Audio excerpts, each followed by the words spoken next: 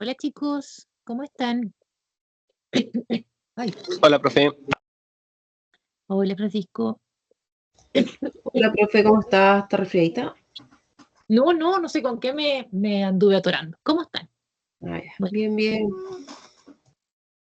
aún no me resfrío. La hoy día sí, ¿ah? Terrible. Profe, se vienen toda la próxima semana con frío, igual que hoy. Quiero eso a que llueva. Mi gata está Ujú, aquí hablando. Ya. ujú. Pero mi niña, cállate. Tan conversista. Conversista que estás. Ya. Qué pacho.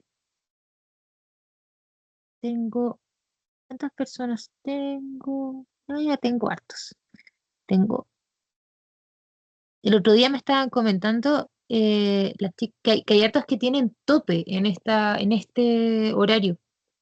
Entonces querían como proponer el cambio de este horario para que sea a las 7. Yo por mí no tengo problema, pero para que lo vean ustedes y me cuenten ahí cómo les va, si es que quieren. Si alguien se opone, Yo bien. tengo a tope en este Yo horario, sí tengo profe, tope, pero profe. también tendría a las 7. Ah, claro. Es que ¿Profe? algunos tenemos penal a las 7. Sí, pues. Sí, A profe, mí no iba me a decir lo problema. mismo, que a los compañeros que les hace topón una cantidad de horario mucho menor y mucho más corto que a los otros que tenemos clase a las 7. Sí, pues. Es Sí, pues. mucho menos, son 20 minutos, creo, algo así. 30 minutos fue el periodo, el segundo. Ya. No, pero Regio, sí, yo no tengo ningún problema. Yo puedo a las 2. A mí esta hora igual me acomoda, honestamente. Ya. Vamos a compartir la pantalla. Tú te vas a quedar callada, Mireya. Pero, Mirellita.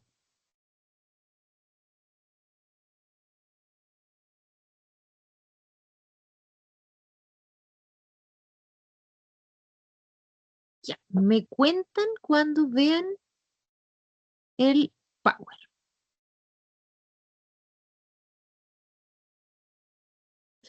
Tananananan. Espera.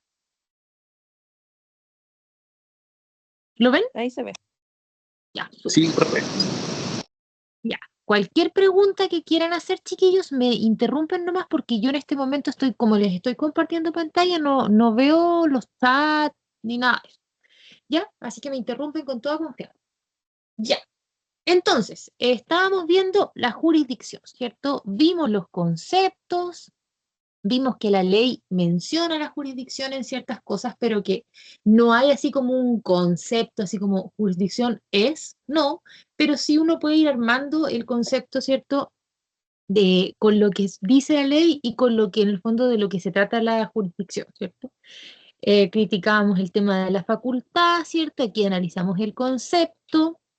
Luego vimos que, bueno, el concepto legal habla de la causa, ¿cierto? Y esa causa tenía que cumplir ciertos requisitos, ¿cierto? Que tenga que ser una controversia de orden jurídico, ¿cierto? Que sea una controversia actual, ¿cierto? Es decir, que lo que esté comprometido sean derechos y no meras expectativas.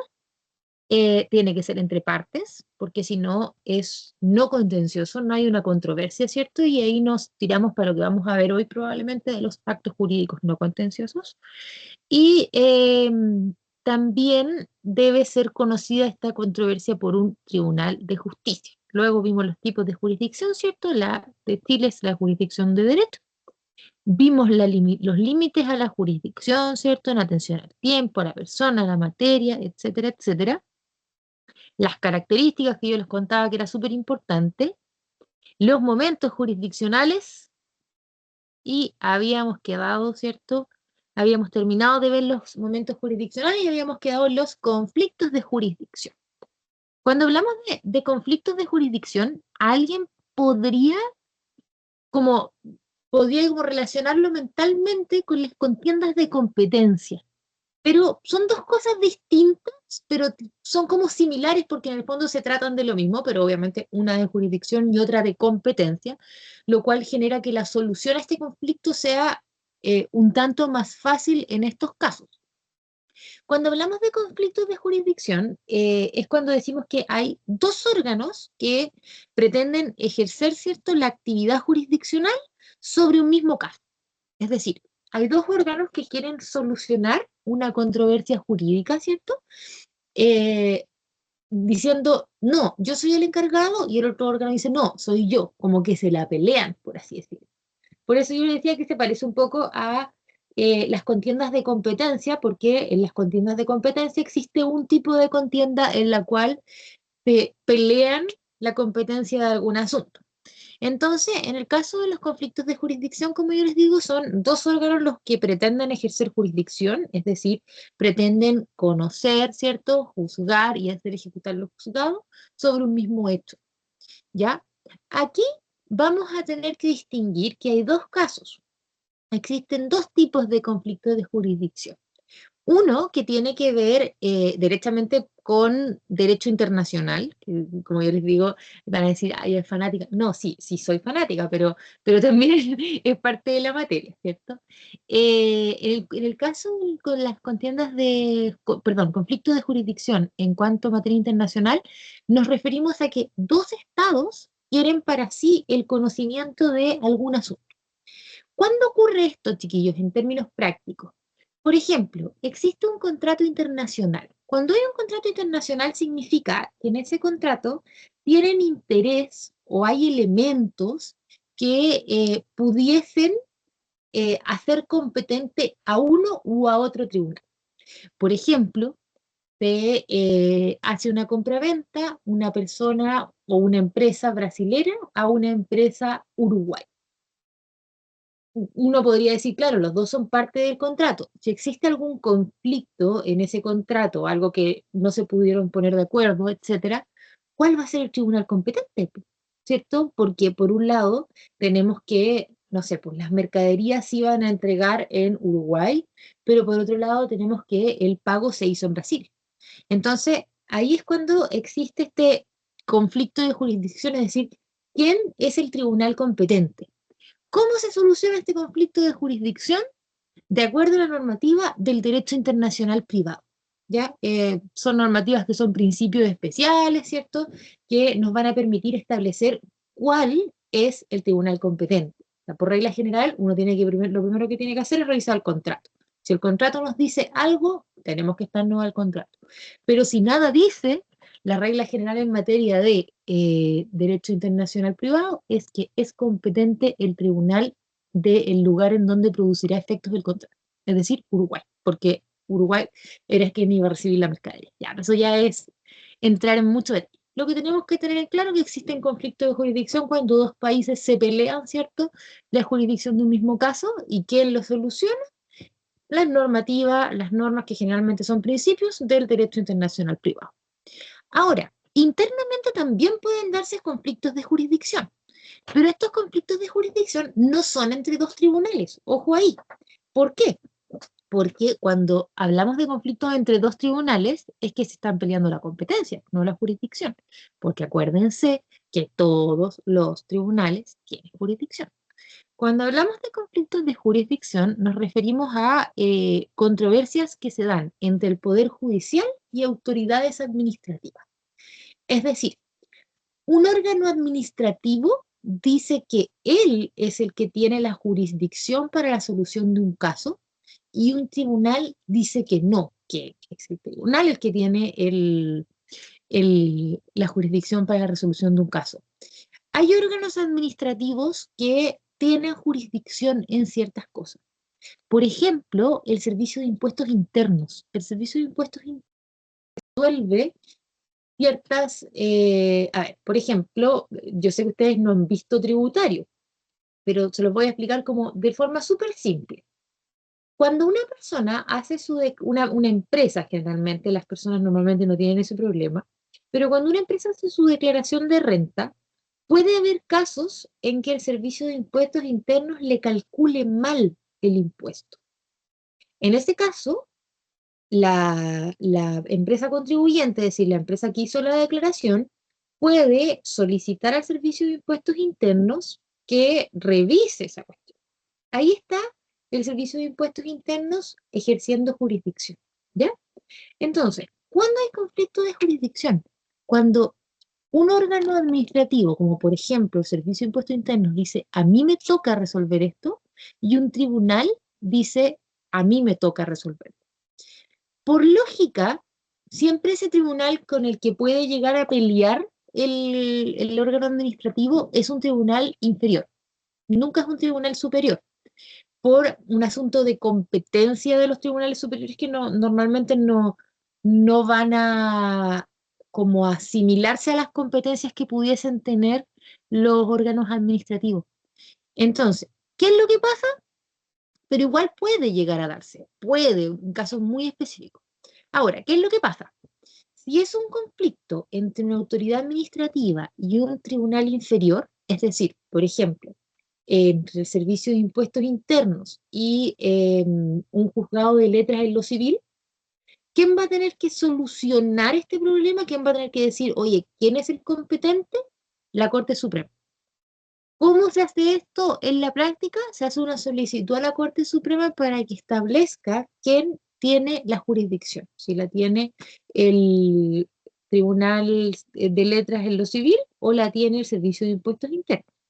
Ahora, si el conflicto de jurisdicción se da entre un servicio, un órgano administrativo y un tribunal superior, es decir, alguna corte de apelaciones o la Corte Suprema, quien va a tener que resolver quién tiene la jurisdicción es el Senado, ¿ya?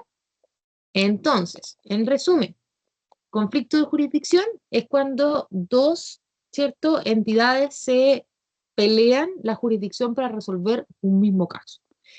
¿Cómo la podemos clasificar? Hay conflictos de jurisdicción que son internos y otros que son externos. Los externos son cuando dos países se pelean la jurisdicción, internos cuando es un tribunal, ¿cierto?, que es parte del Poder Judicial, se pelea la jurisdicción con un órgano administrativo. Cuando hablamos de esa, de la que es interna, vamos a tener que distinguir si el conflicto está entre un tribunal superior y un órgano administrativo, va a resolver el Senado. Y si es un tribunal inferior y un órgano administrativo, resuelve la Suprema. ¿Ya? ¿Se entiende? ¿Vamos bien?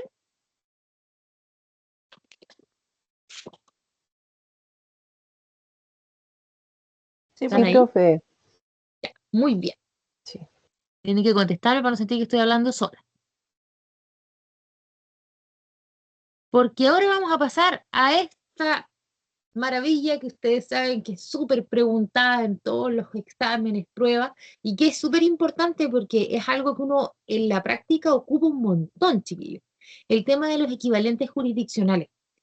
Los equivalentes jurisdiccionales, ustedes siempre tienen que tener presente que su característica principal es que producen cosas juzgadas. Es decir, van a producir el mismo efecto que produce una sentencia, ¿ya?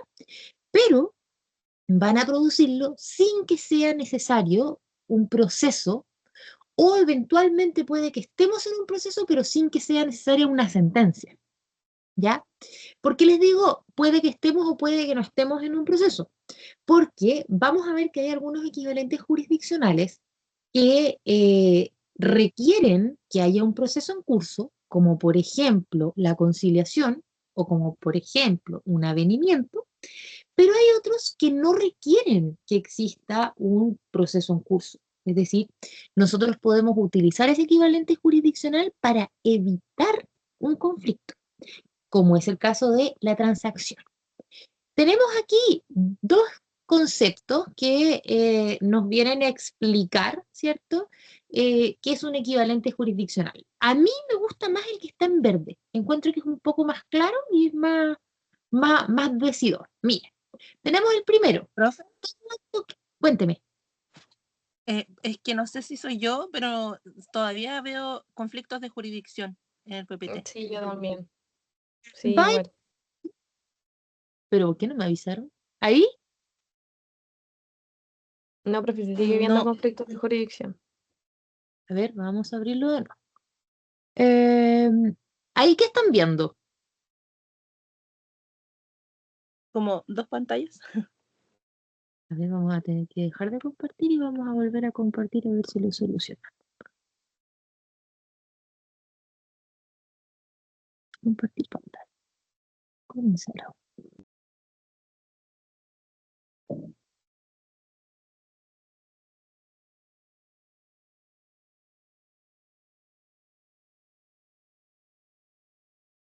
Ya, ¿qué están viendo ahora? Yo nada, mis compañeros. Los iconos de los chats nomás. Qué extraño. ¿Por qué no me dejará compartir? El Teams es tan terrible.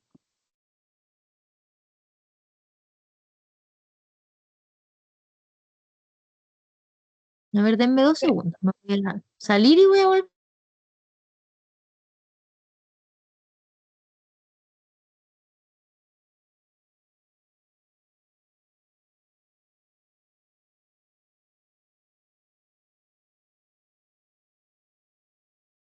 A ver, intentémoslo nuevamente.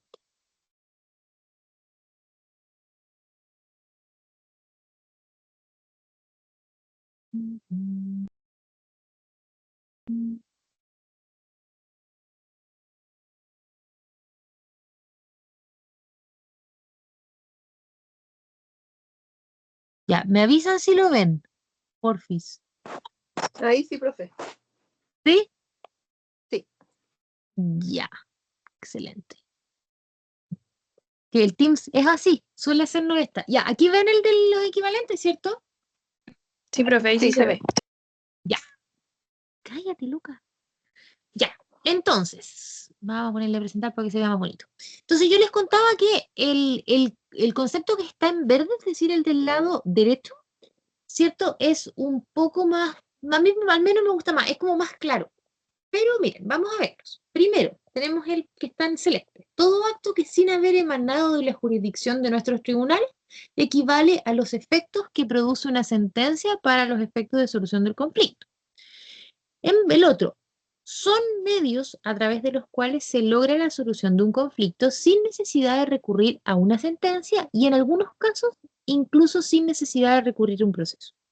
¿Ya? Lo importante es que entendamos que, en primer lugar, los equivalentes jurisdiccionales producen efectos de cosa justa, es decir, van a producir el mismo efecto que una sentencia. ¿Ya? En segundo lugar, ¿por qué equivalente jurisdiccional? Porque en estos equivalentes, sin perjuicio de que se va a producir el mismo efecto que la sentencia, no operó la jurisdicción. ¿Ya? Como les decía yo, o sea, eventualmente puede que hayamos iniciado un proceso, puede que hayamos presentado una demanda, hayamos presentado una contestación, ¿cierto? Una réplica, una dúplica. Pero la jurisdicción, que son estos 3 momentos jurisdiccionales que nosotros vimos el día martes, no ha operado, ¿cierto? En algunos casos se va a quedar el tribunal la fase de conocimiento, en algunos casos va a ser antes quizás, pero no va a funcionar, ¿cierto? La jurisdicción completamente. Entonces, en cuanto a los equivalentes jurisdiccionales, es muy importante entender eso, que son estos medios que generan cosa juzgada y que esa cosa juzgada eh, genera sin que haya operado la jurisdicción, ¿ya? En su totalidad.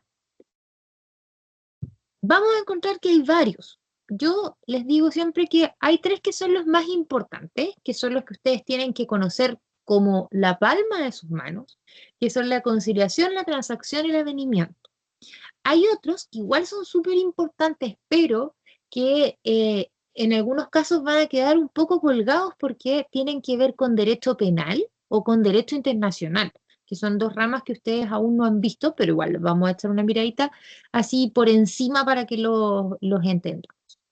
El primero que vamos a ver es la conciliación. La conciliación está establecida en el CPC, ¿cierto? El Código de Procedimiento Civil, en el artículo 262 y siguiente, ¿ya?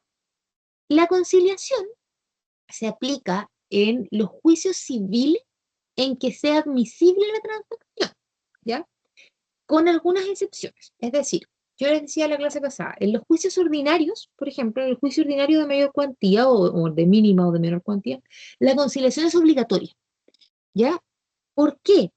Porque obviamente la ley lo establece y porque es una forma, ¿cierto?, en que el juez llama a las partes a llegar a un acuerdo, ¿ya?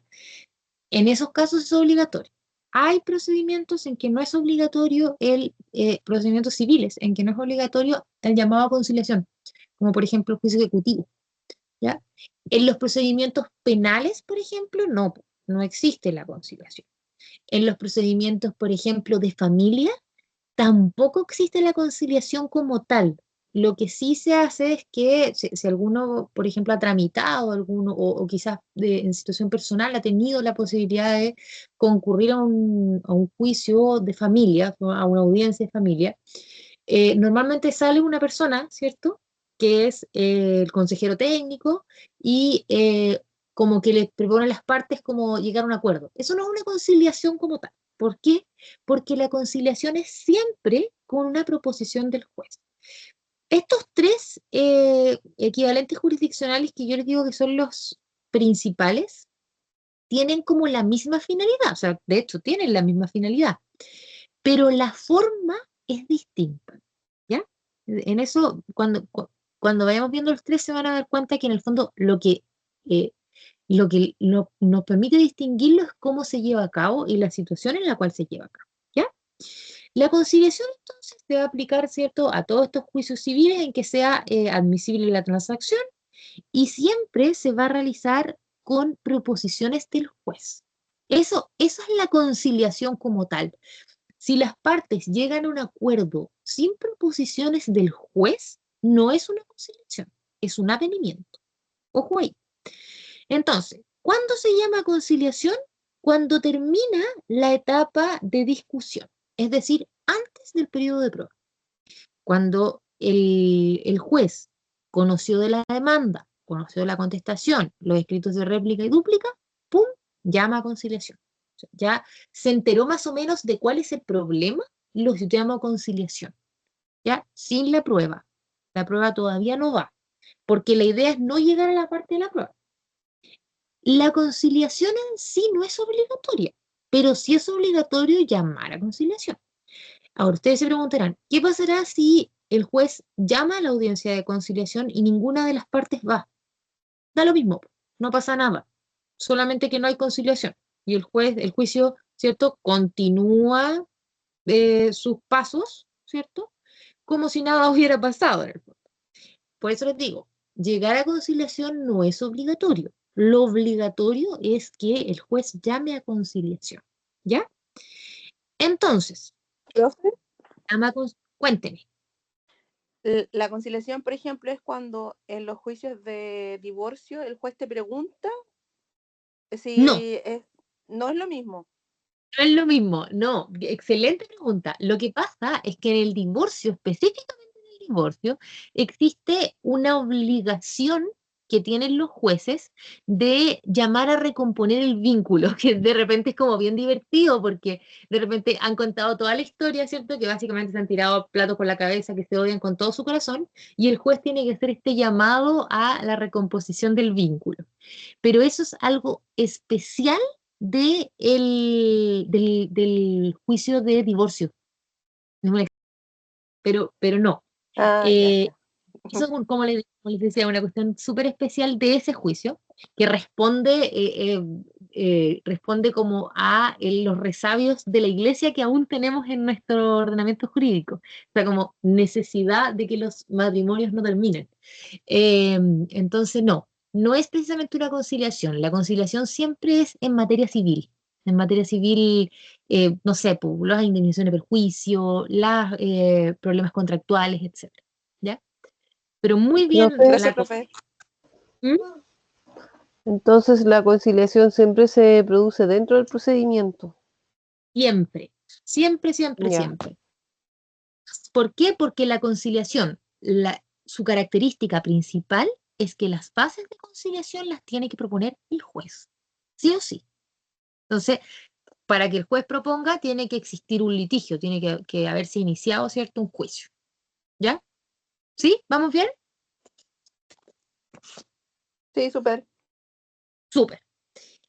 Entonces, la conciliación consiste en eso. O sea, estamos en un juicio civil, termina la etapa de discusión, es decir, el juez ya se enteró de qué se trata el problema, llama a conciliación, que es una audiencia de conciliación, las partes, supongamos que asisten a la audiencia de conciliación, se les proponen bases y pueden aceptar o no esas bases. Si no asisten, no hay conciliación. Listo. Si aceptan las bases de conciliación, llegaron a una conciliación, estupendo, se levanta un acta, ¿cierto?, que señala que las partes llegaron a conciliación, y esa acta tiene eficacia de cosa juzgada, ¿cierto? Si no llegan a una conciliación, se procede y se abre el periodo probatorio. ¿Ya? ¿Vamos bien? Sí, profe, súper. Sí, Estupendo. profe. Nos vamos entonces al avenimiento.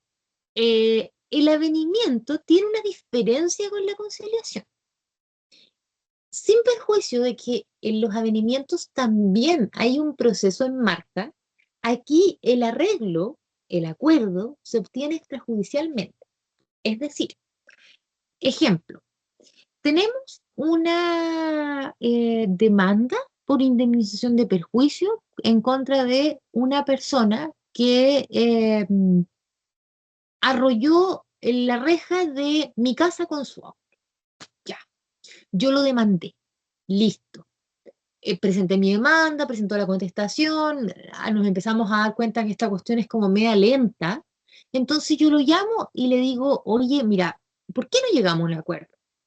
Ya, me dice él, a ver, pensemos. Y aquí es como cuando los que tuvieron función y ética conmigo, yo les contaba cómo se hacían los acuerdos. Mira, yo lo llamo y le digo, mira, ¿por qué no llegamos a un acuerdo? Porque en realidad esta cuestión vamos a estar 5 años dándole vuelta. Y mira, yo en la demanda te pedí, no sé, 3 millones, pero en realidad si tú me das 1,8 millón, yo me quedo feliz.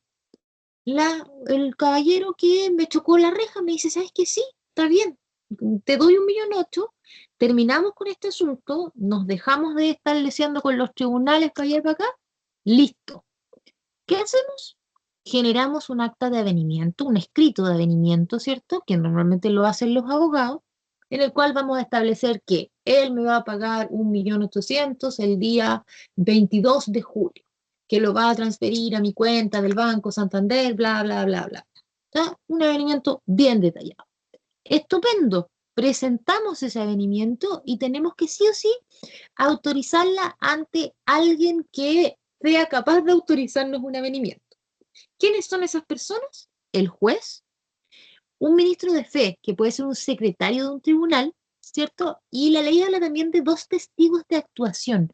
Esto ya es algo que no se utiliza mucho, porque no es muy práctico, porque en el fondo es como llevar 2 testigos ante un notario para que esos testigos acrediten un avenimiento. Entonces, no se ocupa tanto. En general, los avenimientos se presentan al juez o al secretario del tribunal. En términos muy prácticos, miren, en el caso que estamos usando de ejemplo, ¿cómo sería esto en la práctica? Ya, tenemos esta demanda que yo les contaba, ¿cierto? Llegamos a un acuerdo 1,8 millón. Ya, yo le digo imaginémonos que yo no soy abogada, le digo a mi abogado, oye, ¿sabéis qué? Redáctame el avenimiento, ese avenimiento se redacta y se envía al tribunal como escrito de la causa. Yo presento eso como un escrito de la causa. Se presenta, ya estamos listos, se tiene por conocido el avenimiento, te contesta el juez que se tiene por conocido el avenimiento y es aprobado. Listo, se acabó la causa. Eso es un avenimiento. Como les digo, ¿en qué se va a diferenciar de la conciliación? Primero, esto no es a través de un consejo, una base de conciliación que nos dé el juez. Es algo que se nos ocurrió a nosotros, a las partes, ¿ya? Esa es la primera diferencia.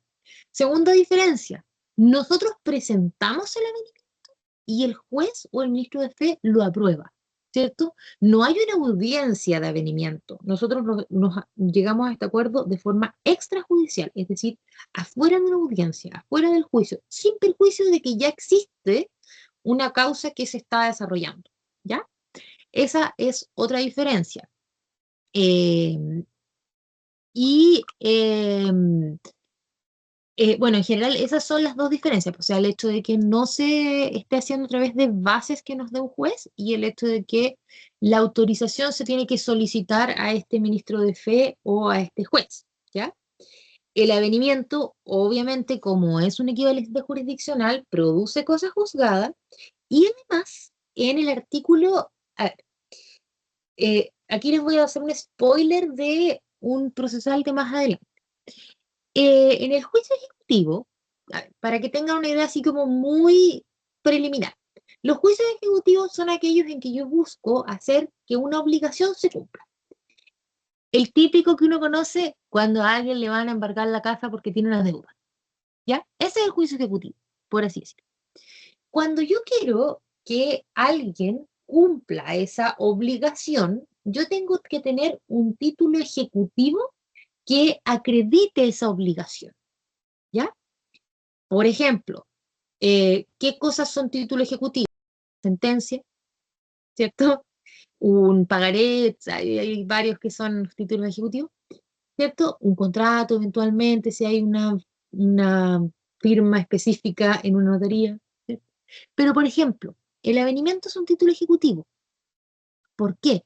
Porque yo a través de este avenimiento, si por ejemplo, en mi caso, que yo les contaba del ejemplo que estamos viendo, esta persona en el avenimiento se comprometió, ¿cierto?, a pagarme 1.800.000. Se aprobó el avenimiento, tiene cosas juzgadas y además el 434 me dice que es título ejecutivo. Es decir, yo con ese avenimiento voy a poder demandar en un procedimiento ejecutivo a el caballero que le tiró el auto encima a mi hija. Por eso es un título ejecutivo. Siempre que exista procedimiento ejecutivo, un proceso en el cual yo quiero obtener el cumplimiento de una obligación, tiene que existir un título ejecutivo. Siempre, ¿ya? Pero eso es un spoiler de más adelante. ¿Ya? ¿Estamos? ¿Cómo vamos? Con el avenimiento y la conciliación. Bien, profe. Profe, ¿esto Bien, siempre profe. es entonces en materia civil? Sí, siempre en materia civil. Ahora, los avenimientos, ojo, muy buena pregunta porque también se pueden dar en materia de familia y en materia laboral. ¿Por qué? Porque son procedimientos reformados que, en el fondo, antes que fuesen procedimientos reformados, eran procedimientos civiles, se tramitaban en un tribunal civil. Por eso se entiende que cuando hablamos de un procedimiento civil muchas veces incorporamos estos dos, pero nunca en penal. En penal no hay avenimiento, se llaman de otra forma. Vamos a ver cómo se llaman. Pero como yo les contaba, en familia, por ejemplo, cuando uno va que no es el caso del divorcio, normalmente, por ejemplo, en los casos de alimentos, en los cuidados personales, en las reducciones directa y regular, cuando uno va a la audiencia, ¿cierto? Hay un personaje que es el consejero técnico que sale a decirte, oye, ya, a ver, ¿cuánto, por ejemplo, un juicio de alimentos? ¿Cuánto está pidiendo el demandante? 200.000, ya, perfecto. ¿Cuánto ofrece el demandado? 130, ya. Y no podrían llegar a un acuerdo por 150, pero no es una base de conciliación eso en ningún caso. Las bases de conciliación siempre vienen de los jueces. El consejero técnico lo hace desde su especialidad. Los consejeros técnicos son trabajadores sociales, entonces generalmente eso es lo que hacen, ¿cierto? Entonces, ya, le dice, ¿no podrían dejarlo en 150? Ya, sí, bueno, ya, sí, llegamos a un arreglo. ¿Ya? Esos arreglos que se hacen como afuera del juicio en materia de familia, después uno entra a la audiencia y se los expone al juez y es un avenimiento. ¿Ya? ¿Se entiende eso? Profesora, sí, dijo que se podía dar en materia de familia y ¿qué otra materia era? Laboral. Ya, gracias. ¿Sí? ¿Estamos bien? Sí, profe. Ya, estupendo. Porque vamos a pasar a el tercero, que es la transacción. La transacción, chiquillos, es un contrato. Tenemos que tenerlo presente así. Es un contrato. Es un contrato que está establecido en el artículo 2466 del Código Civil, ¿cierto? Y que tiene por finalidad que las partes pongan término a un juicio que ya se inició, que está pendiente, o precaven uno eventual, evitan uno eventual, ¿ya? Es decir, yo con mi contraparte ¿cierto? Podemos celebrar una transacción en la cual llegamos a un acuerdo, ¿ya? Si es mi contraparte, ya estamos en una demanda. Pero eventualmente yo puedo llevar a cabo un contrato de transacción con alguien con quien no estoy en juicio, pero con que eventualmente podría estar en juicio. ¿Dónde se ocupan muchísimo las transacciones? Para que me entiendan esto de eventualmente podría haber un juicio. Cuando se despiden personas por necesidades de la empresa. Normalmente cuando las empresas, valga la redundancia, despiden personas por necesidad de la empresa, es decir, hacen ajuste personal, eh, firman transacciones con los trabajadores despedidos, ¿ya? En los cuales establecen que se le va a pagar tal monto y que esa parte renuncia a demandar a la empresa, bla, bla, bla. Eso es una transacción. Estoy precaviendo un juicio eventual, evitando un eventual juicio, ¿ya? Ojo, como es una transacción y tiene efectos de cosa juzgada, si yo firmé esta transacción y después quiero demandar a la empresa, probablemente la empresa va a ejercer una acción contra mí diciéndome, mira, tú firmaste esta cuestión, tú no puedes demandar.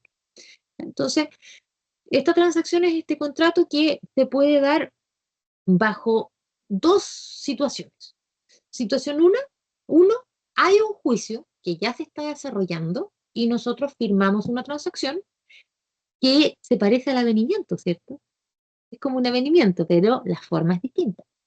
Y la segunda opción es que no haya un juicio pendiente, no estemos en un juicio en este momento, pero queremos que a futuro no exista ese juicio. Precavemos una eventual. ¿Por qué yo les digo que en el caso cuando hay un juicio pendiente se parece al avenimiento? Porque se parece, po. En el fondo las partes se ponen de acuerdo de la materia de ese juicio que se está discutiendo para que el juicio termine, ¿cierto? Es súper parecido al avenimiento, pero la diferencia está en la forma. Nosotros no vamos a firmar la transacción ante un juez o ante un ministro de fe, nunca. Las transacciones se firman en una notaría. ¿Para qué? Para que tengan carácter de escritura pública, ¿ya? ¿Por qué? Porque las transacciones solamente cuando son celebradas por escritura pública van a tener valor de cosa juzgada de acuerdo al artículo 2460 del Código Civil, ¿ya? Entonces, solamente por escritura pública. Es súper importante tener presente que para que una transacción tenga una validez, sea válida, tiene que existir concesiones recíprocas. No sé, en el caso que estamos hablando de los despidos de los trabajadores, por ejemplo. La empresa te dice, tú no me puedes demandar, pero a cambio de eso te aumentan un poco la indemnización por el despido, ¿ya? Entonces, se hacen estas concesiones recíprocas entre partes. Entonces, ¿cómo vamos a diferenciar la transacción, cierto, de la conciliación y del avenimiento? Primero, en la transacción no hay bases propuestas por un juez. Nunca, ¿cierto? Segundo, la transacción, a diferencia del avenimiento y a diferencia de la conciliación, no requiere que exista un procedimiento iniciado. Eventualmente se puede llevar a cabo una transacción sin que exista un procedimiento iniciado, que es lo más común. Lo más común es que las transacciones se ocupen para precaver un juicio eventual. Tercera diferencia, ¿ante quién vamos a celebrarla? ¿Quién nos va a servir de ministro de fe? Las transacciones no son visadas, no son firmadas, no son aceptadas por un juez. Tienen que ser llevadas a cabo por escritura pública, celebrarse a través de una escritura pública. Es decir, ¿quién es el ministro de fe? El notario, siempre, ¿ya? Si nosotros, por ejemplo, celebráramos una transacción por escritura privada, es decir, la firmamos entre nosotros nomás, está bonita, pero no tiene eficacia de cosa juzgada, no nos va a servir de nada, ¿ya? ¿Qué otra diferencia existe? Esa es en general, que no hay un juicio, que puede no haber un juicio, perdón, que se celebra ante un notario, que no hay propuesta de base de conciliación, ¿cierto? Y que tiene que tener este carácter de escritura pública, ¿ya? ¿Cómo vamos? Bien, profe. De nuevo se pegó el PPT, parece. ¿Estamos en la transacción o no? No, en el avenimiento. Avenimiento. ¿Por qué hoy día se está portando tan mal el PT? A Ahí se ver, ve la sentencia extranjera, ahora sí. recórcholis. Entonces, ahí se ve la sentencia extranjera. Sí, ahí sí. Sí, Ya. profe. Ya no. Vamos a presentar en este dispositivo. Casi lo presenté en el comedor de la casa. Ya. Pero también hay otros equivalentes jurisdiccionales que, como yo les digo, son, no es que sean menos importantes, pero se ocupan menos. Pero honestamente se ocupan menos y, o sea, se ocupan muchísimo, pero no es algo que sea como tan transversal como los anteriores. Son específicos de materia penal, específicos también de materia internacional. De esos tenemos el primero de los más raros, es el cuarto equivalente jurisdiccional, la sentencia extranjera. Aquí puse bien los números, ya estoy aprendiendo a contar. La sentencia extranjera.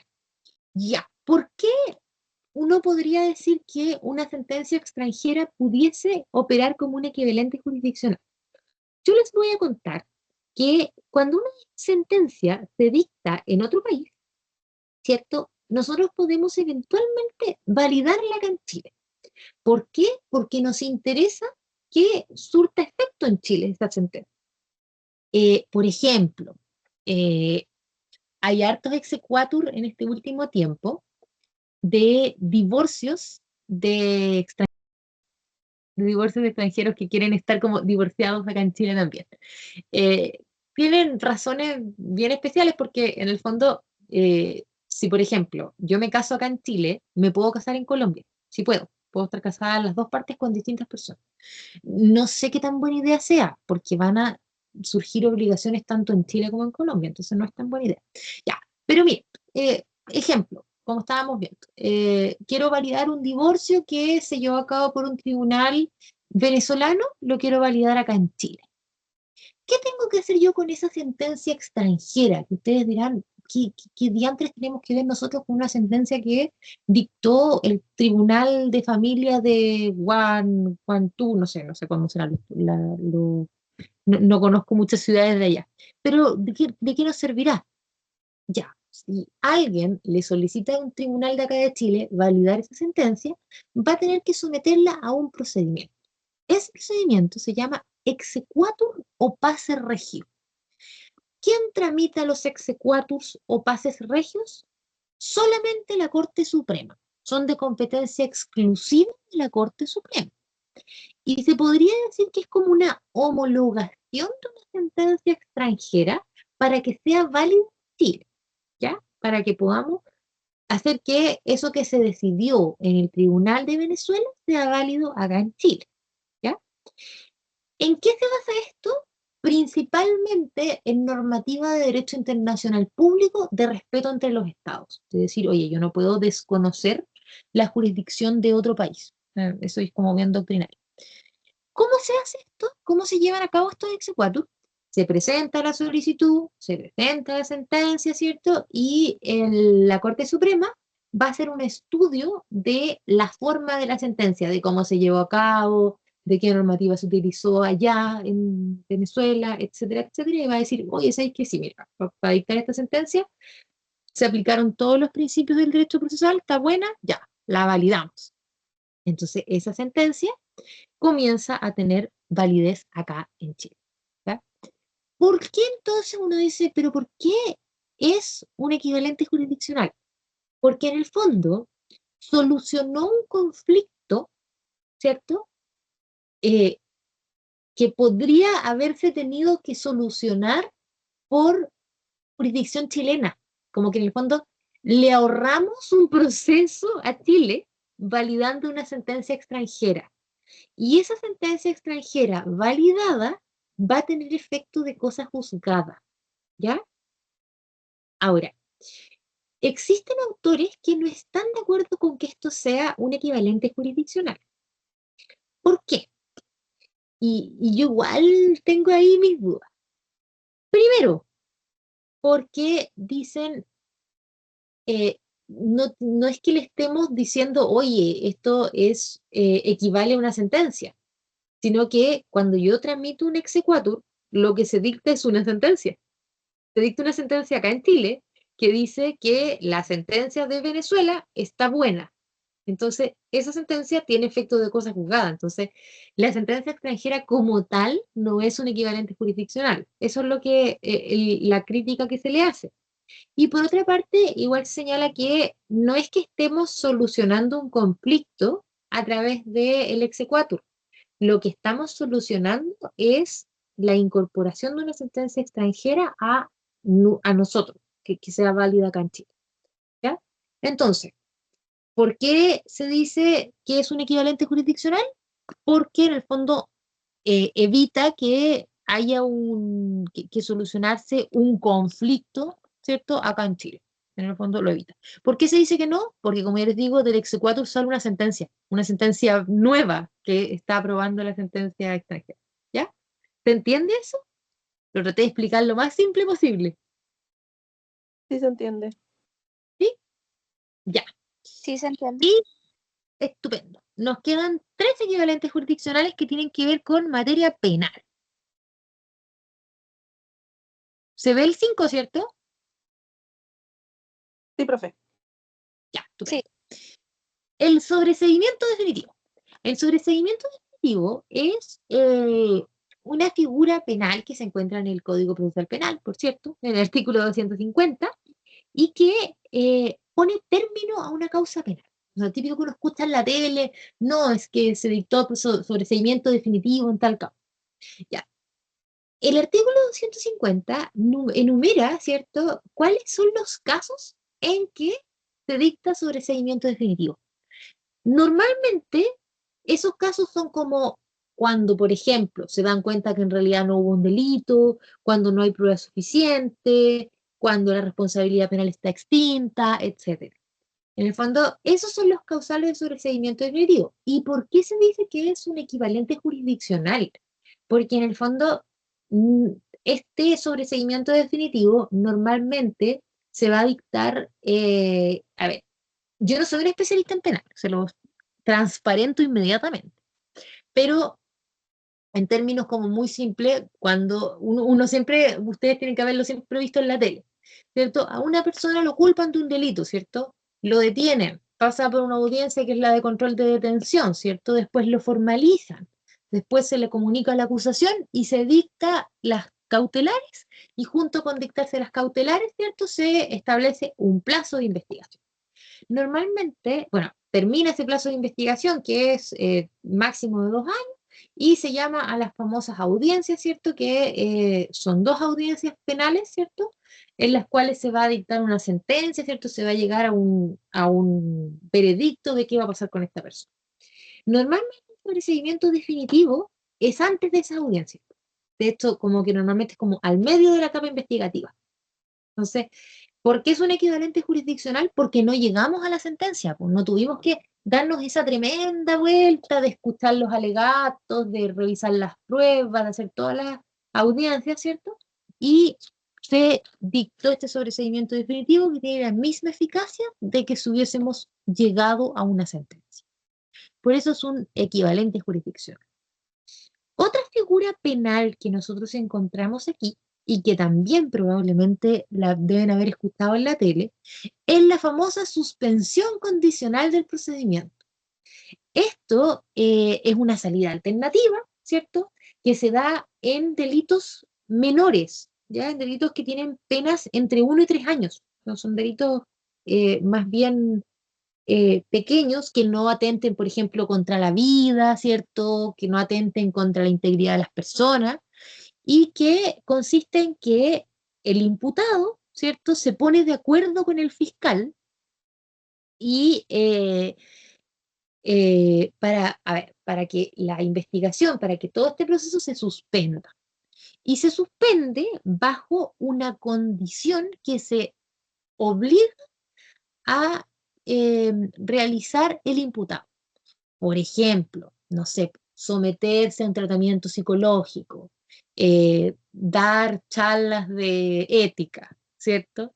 Entonces, el imputado se pone de acuerdo con el fiscal y le dice, mira, si suspendemos condicionalmente el procedimiento, yo durante 2 años voy a voy a asistir a una terapia psicológica, voy a asistir a clases de ética, qué sé yo, ¿ya? Entonces, en cuanto termina de cumplir, ¿cierto?, su condición, se dicta un sobreseimiento definitivo. Listo, terminamos. Se suspende condicionalmente el procedimiento para que el imputado, ¿cierto?, cumpla su condición y quede libre. Como les digo, esto solamente se puede aplicar en delitos menores. No, en ningún caso van a ver, por ejemplo, una suspensión condicional en un homicidio. Jamás en la vida, ¿ya? Finalmente, el último equivalente jurisdiccional, también de carácter penal, son los acuerdos reparatorios.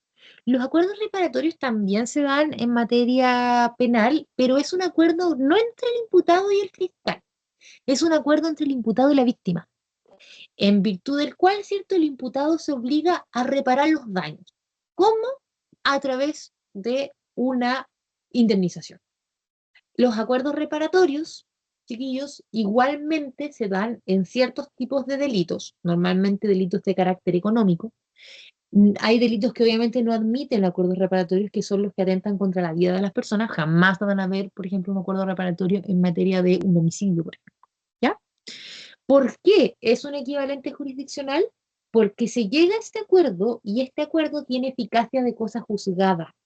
Es decir, si eventualmente el imputado no cumple con su acuerdo reparatorio, yo como víctima puedo exigir el cumplimiento y a la vez de la víctima denuncia de nuevo, el imputado dice, no, aquí hay cosas juzgadas, esto se llegó a un acuerdo reparatorio en causa tanto. Tiene la misma eficacia de una sentencia. ¿Sí? ¿Cómo vamos? Súper. Súper. ¿Qué hora es? Qué media hora. Ya. Lo contencioso administrativo. ¿Lo ven? Sí, profe. Sí, profe, se ve. ¿Avanzó? Menos mal que esta cuestión, que se nos haya estado portando tan mal el Teams. Miren, lo contencioso administrativo normalmente son procedimientos especiales. ¿Ya? Son unos procedimientos especiales que ustedes van a estudiar cuando vean administrativo, derecho administrativo, que es probablemente la rama del derecho que a mí menos me gusta. En general no soy tan amiga del derecho público. Pero, ¿qué es? Cuando hablamos de que hay una controversia contenciosa administrativa, cuando hay un conflicto, ¿cierto?, entre una persona y un órgano administrativo. Yo considero que el Servicio de Impuestos Internos cometió algo en contra de mi persona, algo que a mí me desfavorece o me genera algún tipo de perjuicio, ¿ya? Es decir, cuando hablamos de algo contencioso administrativo es cuando se enfrenta, ¿cierto?, una persona común y corriente en contra de un órgano administrativo, ¿ya? Una municipalidad, por ejemplo. Es decir, para que exista lo contencioso administrativo, para que exista una controversia contenciosa administrativa, tiene que existir, primero que todo, un conflicto entre un particular y una autoridad administrativa. Ese es el primer requisito. Ese conflicto tiene que ser a causa de un acto administrativo. O sea, no puedo yo, por ejemplo, señalar que aquí hay un conflicto contencioso administrativo porque yo fui al Servicio de Impuestos Internos y me peleé con la señora que reparte los formularios. No. Tiene que existir un acto administrativo que es un acto administrativo, es una resolución, ¿cierto?, emanada del órgano administrativo que le genere a este particular un problema, algo que él no está de acuerdo, algo que le genere algún tipo de perjuicio, ¿cierto? Y en tercer lugar, que se ejerza una actividad jurisdiccional ulterior o posterior.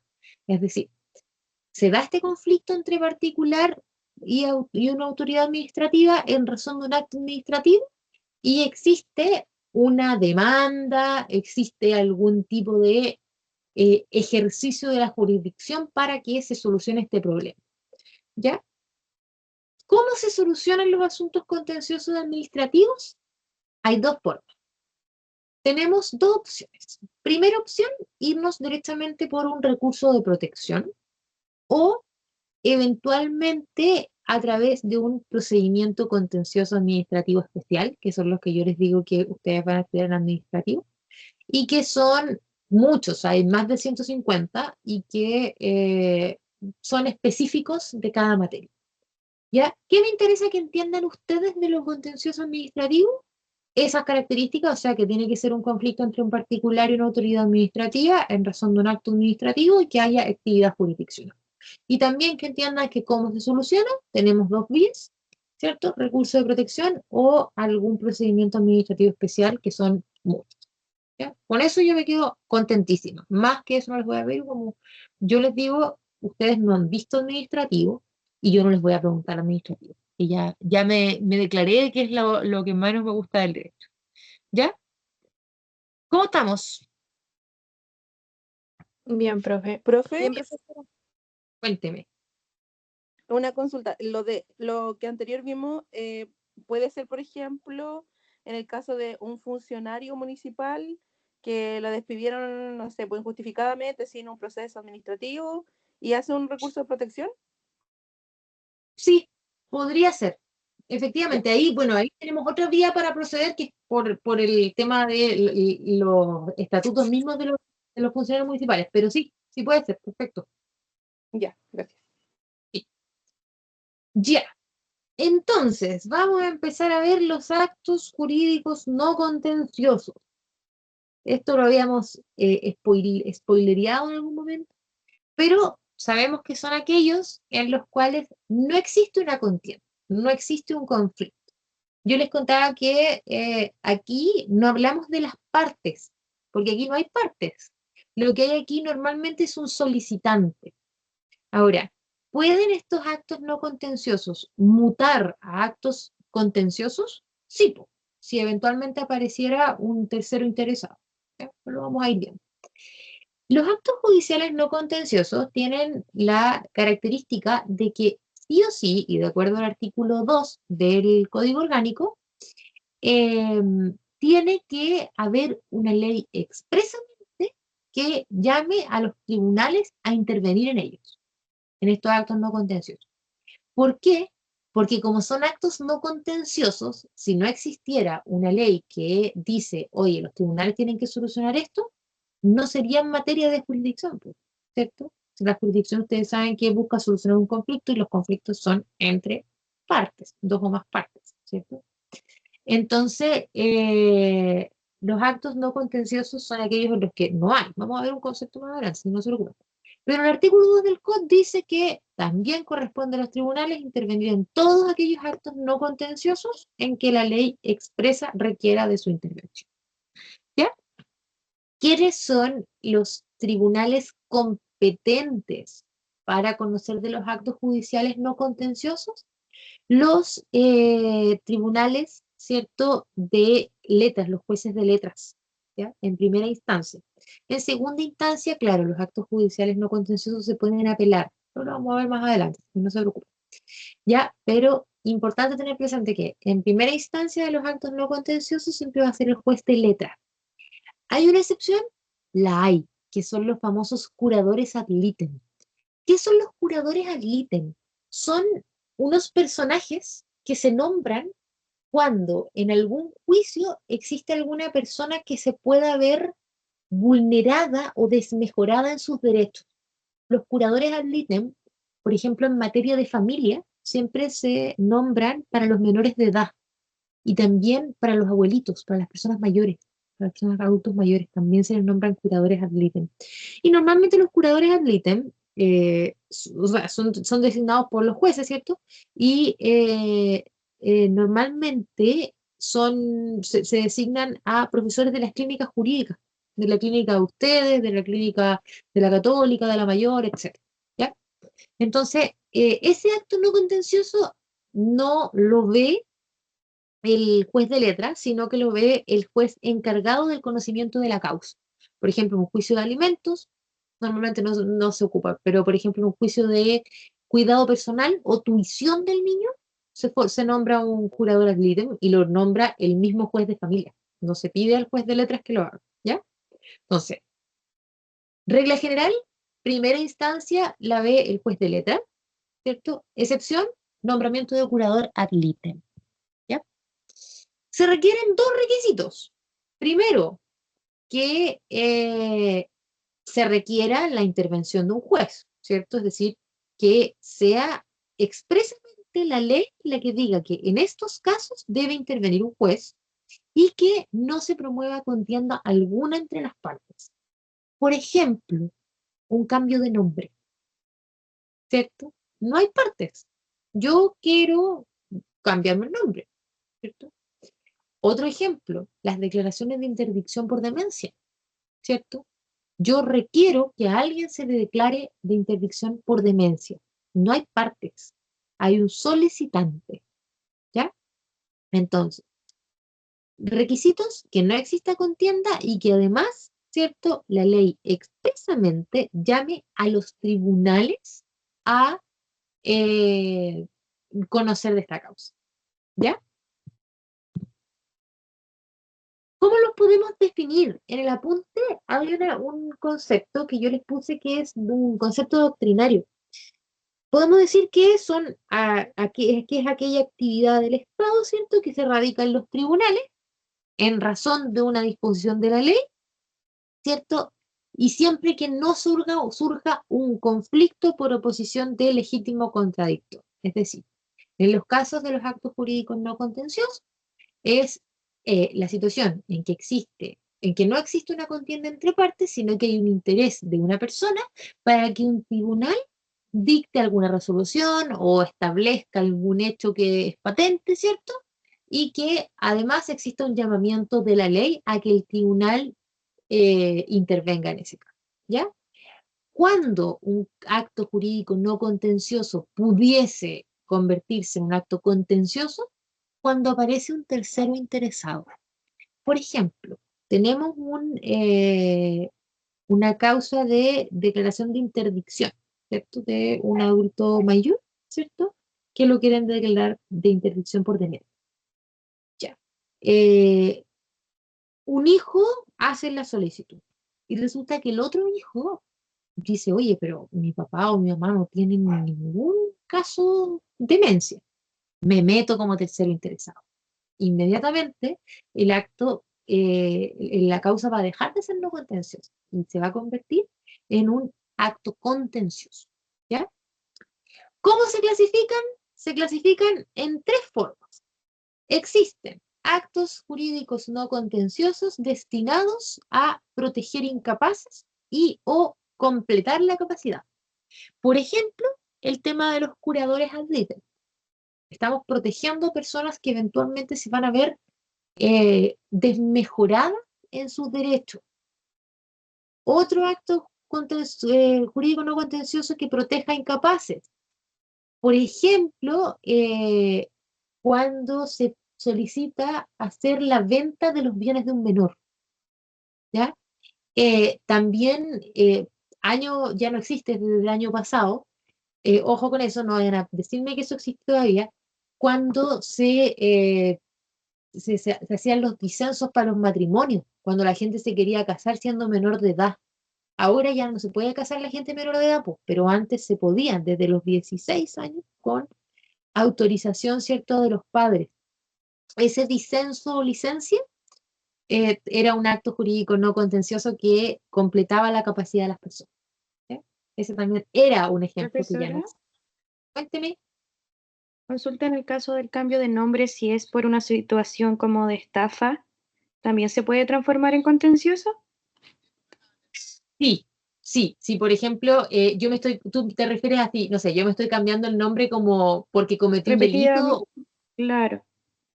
Sí, sí, en ese caso, por ejemplo, si yo estoy llevando a cabo este proceso y tú te das cuenta y tú eres la estafada y tú dices, oye, pero es que ella se está cambiando el nombre porque me estafó y no quiere que la metan presa. Sí, igualmente se convierte en contencioso. Eso me preguntaron en la prueba y me dijeron que no. Podría hacerlo. Bueno, ahí hay distintas opiniones. Ya. Eso entonces en cuanto a los destinados a proteger incapaces o a completar la capacidad, ¿cierto? Por ejemplo, en el caso de el vender un inmueble que sea de un menor de edad, ahí estamos completando la capacidad. En el caso de proteger incapaces, ¿cierto? El del curador ad litem. Luego, actos judiciales no contenciosos destinados a servir de solemnidad a ciertos actos jurídicos. Por ejemplo, cuando se hace alguna donación, existe la obligación de hacer la insinuación de la donación. En ese caso podría ser.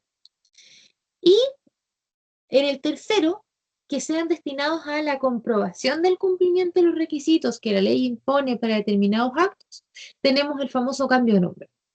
¿Por qué? Porque cuando se hace un cambio de nombre, a las personas que se quiere cambiar el nombre se le piden ciertos requisitos. No recuerdo cuántos testigos son, pero creo que son 2. Que en el fondo te hayan conocido con ese nombre durante una cantidad de tiempo específico. Esos requisitos son los que yo tengo que comprobar ante un juez para que a mí me cambien el nombre. ¿Ya? ¿Qué características tienen? Primero, lo lógico, ¿cierto? No se promueve ningún tipo de conflicto, ¿cierto? Si eventualmente aparece un legítimo contradictor, se va a convertir en contencioso. Ahora, por eso yo les decía que en el caso del cambio de nombre por una estafa debería ser convertirse en un acto contencioso, pues, porque yo llego como tercero a decir, oye, yo sé que tú te estás cambiando el nombre por esta razón y te impido el cambiar ese nombre. Quizá, visto desde otra óptica, lo que podría decirme, oye, quizás no es contencioso, que igual es como más rebuscado, es que luego de eso se inicia un procedimiento penal, pero que ese sí es contencioso. Pero no sé, yo ahí tengo mis dudas, porque siempre que existe un legítimo opositor, esta cuestión se transforma en contenciosa. ¿Por qué? Porque yo tengo que probar, ¿cierto?, que esta persona se está cambiando el nombre por una situación que es delictual. Yo no puedo llegar y decir, no, ella se está cambiando el nombre porque me estafó por teléfono. No me van a creer, pues. Tengo que presentar mis pruebas y eso inmediatamente lo convierte en algo contencioso. Pero bueno, esos son tiempos pasados, estamos en un nuevo ramo. Ya. Luego, segunda característica, el conocimiento corresponde a los tribunales siempre que hay un texto expreso en la ley que así lo diga. Eso está en el artículo 117 del CPC. Luego, súper importante, el factor fuero, ¿cierto? Cuando hablábamos de competencia, ¿cierto? Que existía 3 factores, ¿cierto? Que era el factor cuantía, ¿cierto? Materia y fuero. El fuero en estos casos no vale de nada.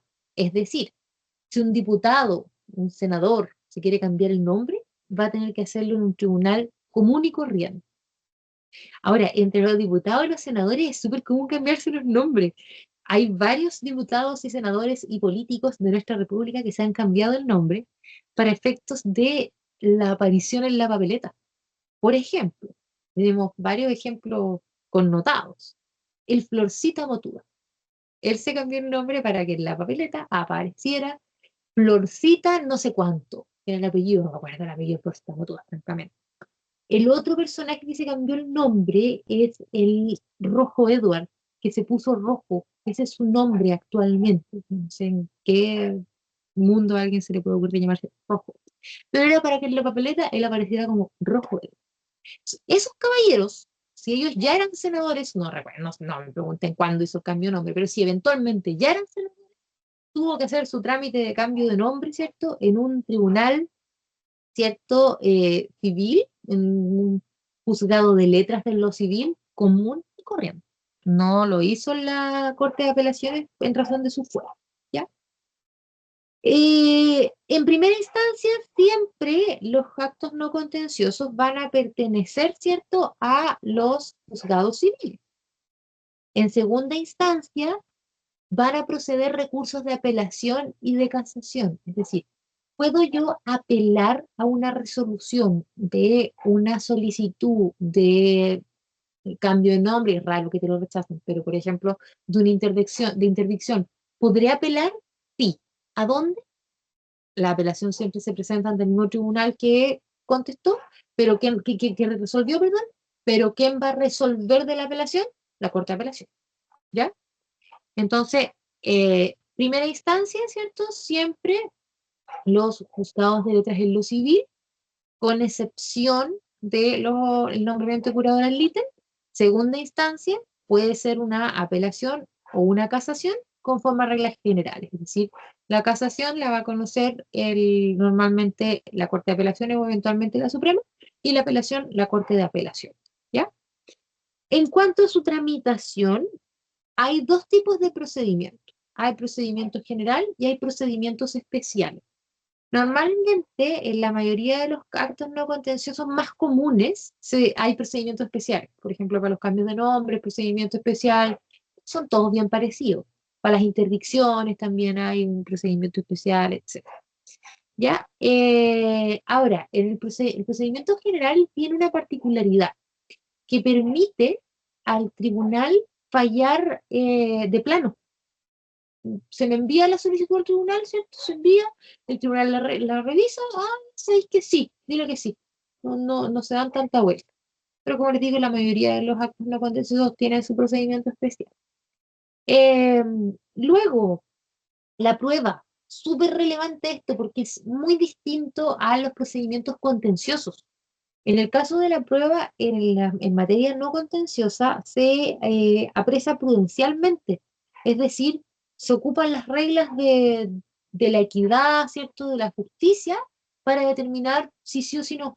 Entonces, no es como en los casos de actos contenciosos, ¿cierto?, en los cuales existen normas para apreciar la prueba. En materia civil, ustedes van a ver más adelante que existen normas específicas para la apreciación de la prueba en materia civil, que nos dice, por ejemplo, cuánto vale cada prueba, eh, con qué prueba, por ejemplo, podríamos directamente resolver.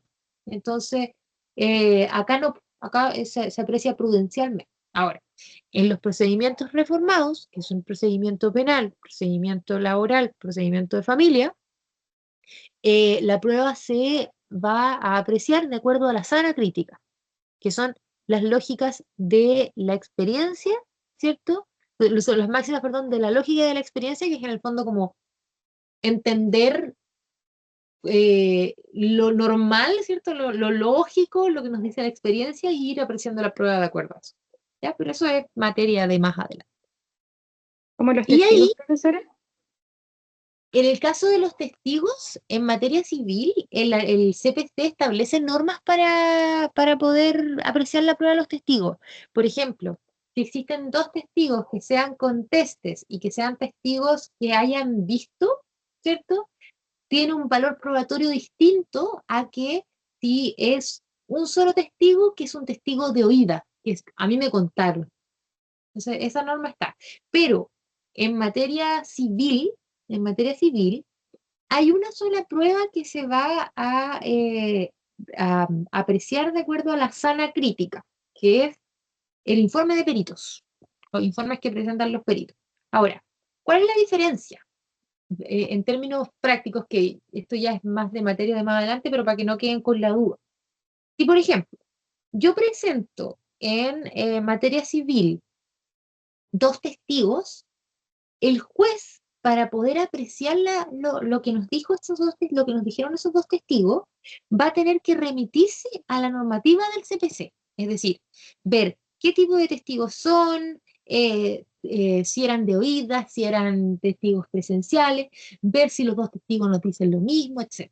Va a tener que someterse, ¿cierto?, a las pruebas, o sea, a los artículos 400 y algo, que más o menos por ahí del CPC, para apreciar la prueba. En cambio, si nosotros presentamos dos testigos en materia penal, ¿cierto? No hay ninguna norma que nos diga cuál es la validez de esos testigos. Pero el juez va a tener que utilizar su raciocinio y decir, a ver, estos testigos que acaban de declarar aquí, uno de ellos es el mejor amigo de la víctima y el otro es un empleado de la víctima. Entonces ahí va a tener que decir el juez, chuta, esto puede que esté un poco tergiversado, ¿cierto? Entonces, su propia lógica y las máximas de la experiencia le van a decir, oye, estos testigos quizás no son tan buenos, pero no hay ninguna ley que nos diga estos testigos no son tan buenos. ¿Se entiende la diferencia, más o menos? Sí, profesora. Estupendo. Y bueno, ahí les dejé un cuadrito comparativo, ¿cierto?, entre los actos jurisdiccionales contenciosos y los no contenciosos.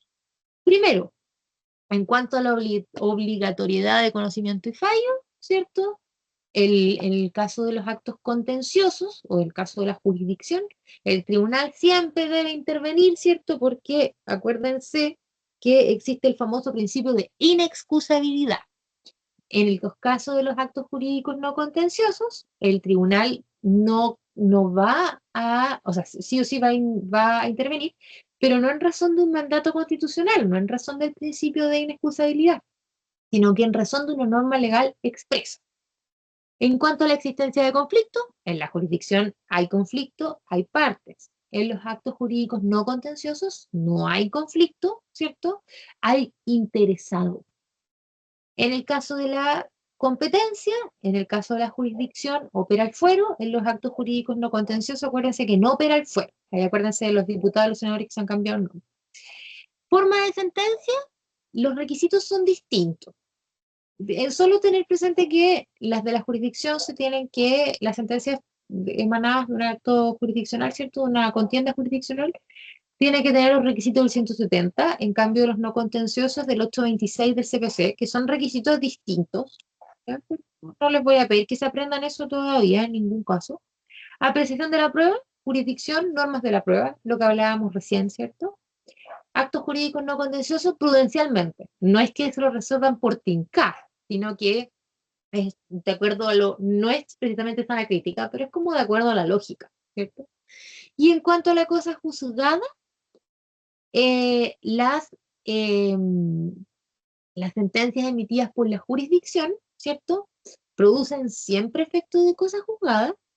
En cambio, en los actos jurídicos no contenciosos, hay que distinguir si son afirmativas o negativas. Y eso, chiquillos, eso, el martes, acuérdense de verlo, porque les voy a hacer un cuadrito para que lo entiendan, porque es como un poco más enredados, ¿ya? Acuérdense de ver eso el día martes. ¿Ya? ¿Hay dudas al respecto?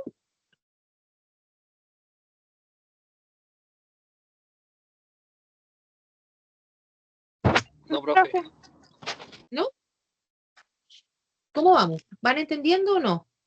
Díganme honestamente, chiquillos. ¿Eh? Sí, profe. Sí, profe. Sí, si no entienden me tienen que decir con toda confianza. No entendemos nada. Voy a anotar aquí, hacerles el cuadrito el día más. ¿Dónde sacaste la vista? Ya. Entonces, Profesora, ¿alguien tiene? Cuénteme. no sé si vio que ya subieron las pruebas, las fechas de las ¿subieron? pruebas. ¿Lo subieron? Sí, Ya. tenemos la prueba el 10 de agosto. El 10 de agosto y la segunda es el 31, si mal no recuerdo. Voy a revisar. A ver, en el que tengo yo.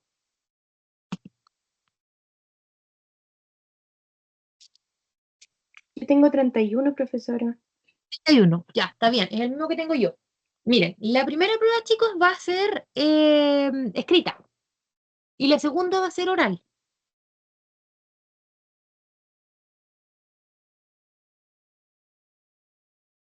¿Ya? Profesora, el 10 de agosto me aparece día sábado. Sí, las pruebas son los sábados. Ya, profesora. Sí, Muchas gracias. el 10 de agosto. Y la otra, la del 31, ¿qué día cae? Sábado igual. También es sábado, profesora, creo. Es muy interesante. Confirmo. Era que sea Sí, sábado. profesora, también el día sábado, sí. Ya, estupendo. Estupendo. Esa me interesaba mucho que fuera un sábado porque para eso necesitamos más tiempo. Ya. Entonces, esas son las fechas, Regio. Ya. ¿Alguien tiene alguna otra duda?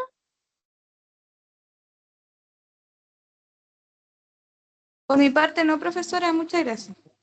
¿Todo bien? Ya. Todo bien, Sí, todo bien. gracias. Sí, profe, todo bien. Profe, hasta el momento todo bien. Gracias. Estupendo. Échenle una mirada a la materia, si les surge alguna duda, el martes conversamos. El martes vamos a empezar a ver las bases para el ejercicio de la jurisdicción. Ese es el segundo apunte, ¿ya? Para que si alguien tiene el puro primero, llegue preparado de que no le va a servir ese el día martes, ¿ya? Están todos en el Canvas. Y, se los voy a subir acá igual en el Teams las cosas porque yo sé que a veces el Canvas nos juega malas pasadas. Y, ¿qué les iba a decir? Los Power igual están en el Canvas, para que los tengan. Ya, gracias. Ya, Gracias, profe. chiquillos. ¿Estamos listos entonces? Gracias, profe, que esté bien. Muchas Igualmente, Muchas gracias. gracias, Profe. profesor. Lindo fin de semana. Chao, profe, que te Chao, profe, gracias. Chao, Chao. profesora. Chao, chao. Chao, profe.